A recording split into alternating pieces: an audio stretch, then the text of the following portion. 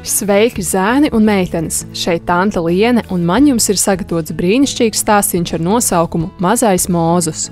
Šīs dienas atmiņas pants ir no Psalmu 32. nodaļas 7. panta. Tajā rakstīts: Tu esi mans patvērums. Šodienas stāsta vēstījums ir, ka pateicoties tam kungam, mēs viņu slavējam. Vai tu zināji, ka ap tevi ir eņģeļi, kas tevi visu laiku vēro? Eņģeļi pieskatīja arī mazo Mūzu.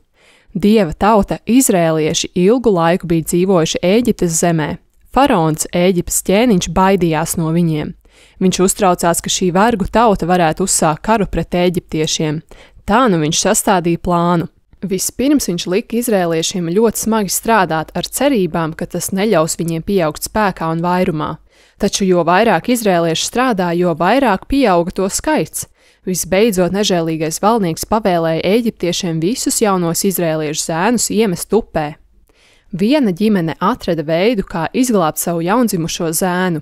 Viņi paslēpa puiku mājās. Taču, kad viņš kļuva lielāks, viņi baidījās, ka kāds zēnu atradīs. Tāpēc viņi nāca klajā ar jaunu plānu. Mazuļa māte no upes krasta savāca niedres un no tām uzpina grozu. Viņa uzmanīgi pārklāja grozu ar darbu un piķi, lai tajā neieplūst ūdens. Tad sieviete ievietoja mazo zēnu grozā un aiztaisīja tā vāku. Nesot grozu līdz upei un paslēpjot to meldros, kas auga ūdenī netālu no upes krasta, viņa lūdza Dievu. Zīdaiņa vecākā māsa Mirjama spēlējās netālu, lai pie reizes varētu pieskatīt grozu. Un Dievs sūtīja eņģeļus, kas uzraudzīja mazo zēnu, kamēr groziņš maigi šūpojās ūdenī. Pēc neilga laika faraona meita nonāca pie upes. Tur ūdenī viņa ieraudzīja grozu. Princese sūtīja vienu no savām kalponēm, lai tā atnes viņai peldošo grozu. Iedomājieties, cik pārsteigta viņa bija, kad atvērusi grozu, tajā viņa iekšā atrada mazuli.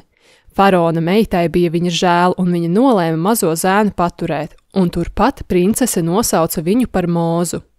Mirjama pienāca klāt pie princeses. Vai man iet un sameklēt kādu izrēliešu sievieti, kas varētu parūpēties par bērnu tavā vietā? Viņa jautāja.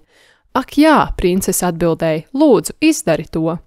Mirjama skrēja mājās, cik ātri vien viņas kājas meiteni nesa. Viņa un viņas māte steidzās atpakaļ pie faraona meitas. Princese lūdza, lai Mūzus māte ved viņu mājās un audzina zēnu, līdz viņš pieaugs. Tad viņš dotos dzīvot pie princeses ķēniņa pilī. Mūzus bija izglābts. Tagad viņa ģimenei nebija jāuztrauc par to, ka karavīri viņu varētu iemest upē. Viņi bija ļoti pateicīgi, ka Dievs bija atbildējis uz viņu lūgšanām, viņu mazulis bija drošībā. Arī tevi Dievs sargā, kā viņš sargāja Mūzu. Tavs eņģelis visu laiku ir tev līdzās, lai tevi pasargātu. Pat ja tu nezini, ka tev draud briesmas, Dievs tevi vienmēr mīl un nekad neatstāja.